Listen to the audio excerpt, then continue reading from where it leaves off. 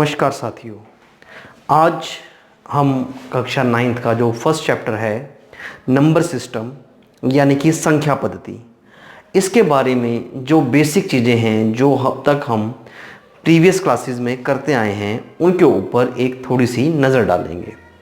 सबसे पहले हम बात करते हैं प्राकृत संख्याएं, नेचुरल नंबर्स, वो अंक, वो संख्याएं जो प्रकृति में मिलते हैं, जो 1 से स्टार्ट होकर 1, 2, 3, 4 और चलते रहते हैं। इन संख्याओं को हम नेचुरल नंबर्स कहते हैं। याद रखिएगा कि नेचुरल नंबर 1 से स्टार्ट होते हैं। यदि इन नेचुरल नंबर्स के अंदर 1, 2, 3, 4 के अंदर शून्य यानी कि 0 को भी इंक्लूड कर दिया जाए, ये सारे हमारे यहाँ तक जो हैं ये सारी प्राकृतिक संख्याएं हैं। यदि प्राकृतिक संख्याओं के अंदर शून्य को भी शामिल कर दिया जाए तो अब इन संख्याओं के समूह को हम पूर्ण संख्याएं कहेंगे। ये क्वेश्चन अक्सर एग्जाम में आते हैं, क्या सभी प्राकृतिक संख्याएं पूर्ण संख्याएं हैं या क्या सभी पूर्ण संख्याएं प्राकृतिक संख्याएं हैं।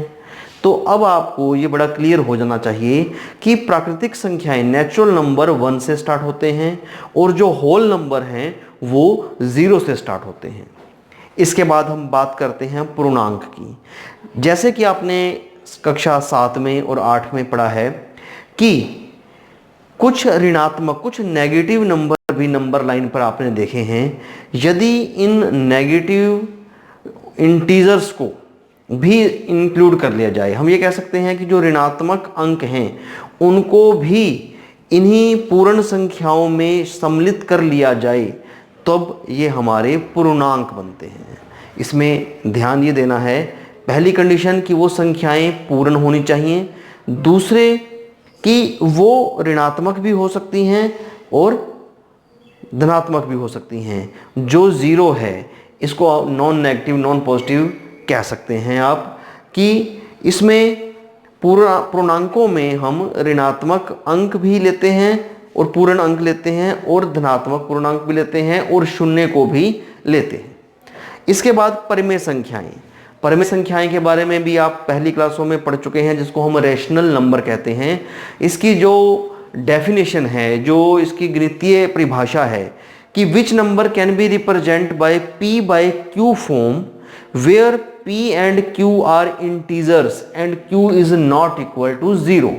यानी कि जिस अंक को आप, जिस संख्या को आप P by Q के रूप में लिख सकें, जहां पर P और Q दोनों पूर्णांक होने चाहिए और Q का मान शून्य नहीं होना चाहिए, ऐसी संख्याओं को हम परिमेय संख्याएं कहते हैं। ये सारी चीजें आपने प्रीवियस क्लासेस में अच्छी तरह से रीड की हुई हैं। ये एक नंबर लाइन द्वारा हमने कुछ रिप्रेजेंटेशन दी हैं, 0, 1, 2, 3। एक इनके बीच में हमने अपरिमेय, एक इनके बीच में परिमेय संख्या, एक रैशनल नंबर 3/2 को भी रिप्रेजेंट किया है। अब नेक्स्ट हम ये देखेंगे कि दो परिमेय संख्याओं के बीच में कितनी परिमेय संख्याएं हो सकती हैं। आइए अब हम देखते हैं कि किस प्रकार दो परिमेय संख्याओं के बीच हम परिमेय संख्याएं ज्ञात करते हैं। हम एक एग्जांपल लेते हैं कि 1 और 2 के बीच की परिमेय संख्याएं ज्ञात करनी है। पहली बात, हम सिर्फ एक परिमेय संख्याएं ज्ञात करेंगे। अगली बार हम इसकी 5 परिमेय संख्याएं ज्ञात करेंगे।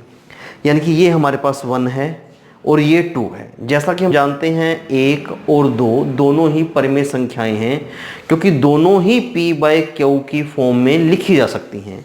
1 को आप 1/1 और 2 को भी 2/1, क्योंकि ये प्राकृतिक संख्याएं भी हैं तो नेचुरल नंबर जो हैं वो रेशनल नंबर हैं ही। तो आइए, जो प्रीवियस आपने क्लास 7th में ये मेथड किया था कि किन्हीं दो परिमेय संख्याओं के बीच की यदि एक परिमेय संख्या निकालनी है तो हम क्या करते हैं कि उन दोनों संख्याओं को जोड़कर उनको 2 से भाग कर देते हैं। 1 और 2 को जब जोड़कर हमने 2 से डिवाइड किया तो हमारा आंसर आ गया 3/2। तो ये इन दोनों के बीच की एक परिमेय संख्या है, यानी कि 1.5 और 3/2। नंबर सिस्टम पे हम इसको देखें तो ये 3/2 को हम रिप्रेजेंट करते हैं। लेकिन यदि हमने 1 और 2 के बीच की 5 संख्याएं या 6 संख्याएं या काफ़ी अधिक संख्याएं ज्ञात करनी हो तो ये प्रोसेस थोड़ा सा लेंथी है, क्योंकि अब हमें क्या करना पड़ेगा, 1 और 3/2 इनके मध्य की परिमेय संख्या निकालो, फिर 3/2 और 2 के मध्य की परिमेय संख्या निकालो। इस तरह से हमें इनको ऐड करके दिखाना पड़ेगा। और जो दूसरा और जो सरल इसका तरीका है करने का, वो ये है कि हमने 1 और 2 के मध्य हमें 5 परिमेय संख्याएं ज्ञात करने के लिए कहा है। ये संख्याएं 5 या 6 आप कुछ भी ले सकते हैं। तो इसमें क्या है कि अगर हमने 5 परिमेय संख्याएं ज्ञात करनी हैं तो आप इसमें एक और जोड़ दें, 5 + 1 6।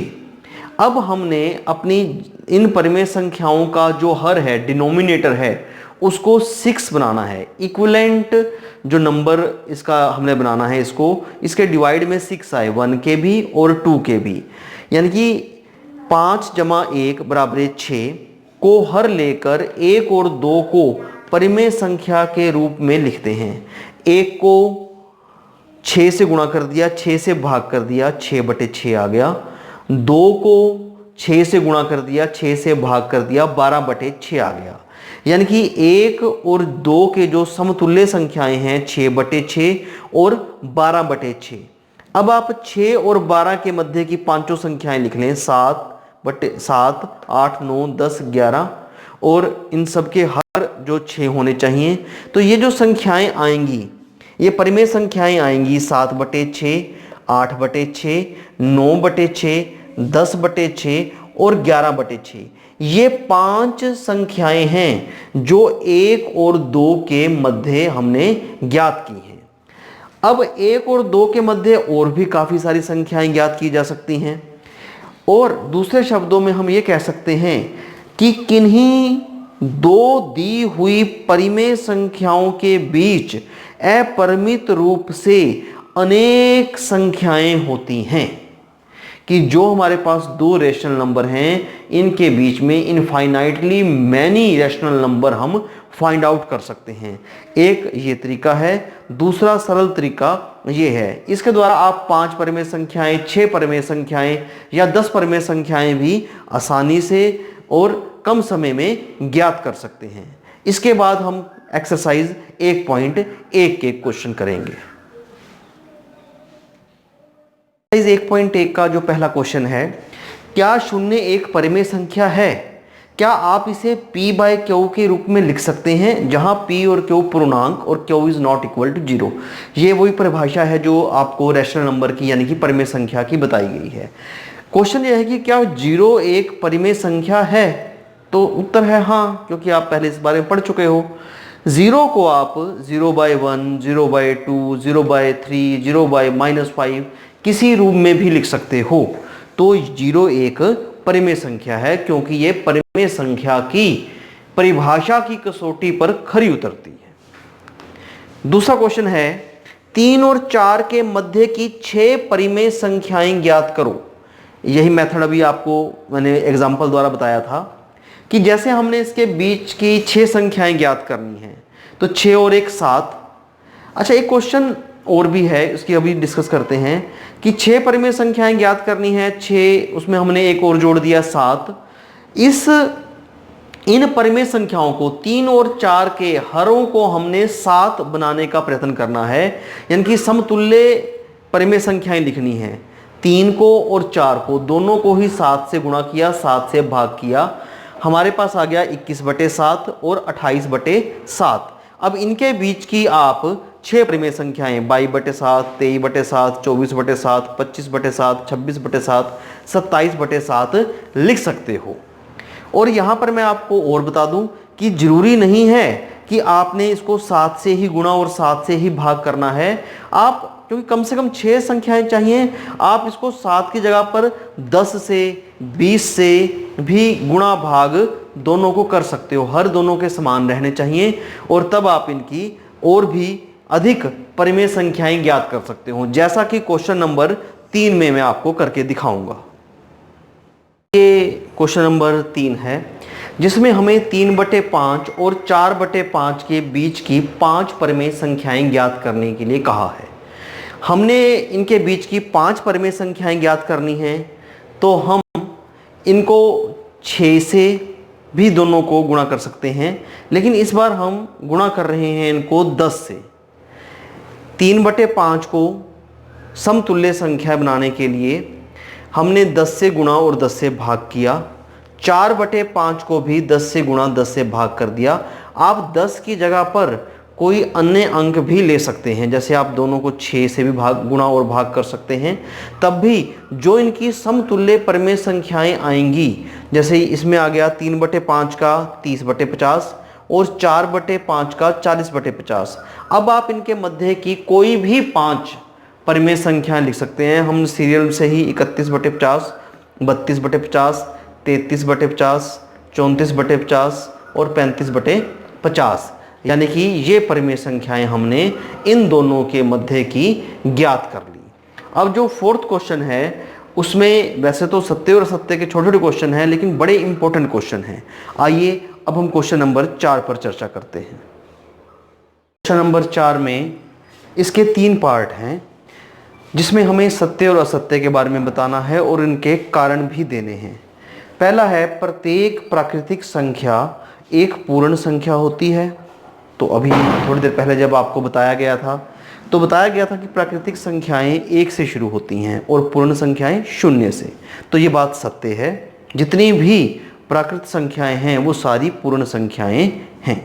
दूसरा है, प्रत्येक पूर्णांक एक पूर्ण संख्या होता है। ये बात असत्य है, क्योंकि मान लीजिए कि -1, -2 या -3 ये पूर्णांक हैं, लेकिन ये पूर्ण संख्या की कैटेगरी में नहीं आते। इसी प्रकार से प्रत्येक परिमेय संख्या एक पूर्ण संख्या होती है, ये बात भी असत्य है। उदाहरण के लिए जैसे 1/2 एक परिमेय संख्या है, लेकिन यह पूर्ण संख्या नहीं हो सकती। धन्यवाद।